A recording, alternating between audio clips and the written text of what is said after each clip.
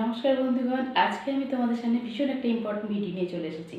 অনেকেরই সমস্যা হচ্ছে যে কাজের স্ট্রেংথের জন্য চোখে রিঙ্কেল চলে আসে। তো তার জন্য কি করবে, কোন কোম্পানির প্রোডাক্ট ইউজ করবে আর কী করা উচিত, এই কটা জিনিস আমি খুব শর্টকাটে বলে দিচ্ছি। তো আমি যেটা করি সেটা হচ্ছে কোনো ভালো ব্র্যান্ডেড কোম্পানির একটা আই জেল ব্যবহার করতে পারো, যেটা রিঙ্কেল ফ্রি। সেই আই জেলটা তোমরা দিনে দুবার ইউজ করবে। যেমন আই জেলটা ব্যবহার করার আগে স্কিনটাকে খুব ভালো করে ক্লিন করে নেবে ক্লিনজার বা ফেস ওয়াশ দিয়ে। তারপর টোনার ইউজ করবে, তারপর আই জেলটা চোখের চারিদিকে লাগাবে। কীরকম করে লাগাবে সেটা দেখিয়ে দিচ্ছি। এরকম আমার যে আই জেলটা আছে রিঙ্কেল ফ্রি, সেটার জন্য এইভাবে গোল গোল গোল গোল গোল গোল সার্কেল করে করে আই জেলটা লাগিয়ে নিতে হবে।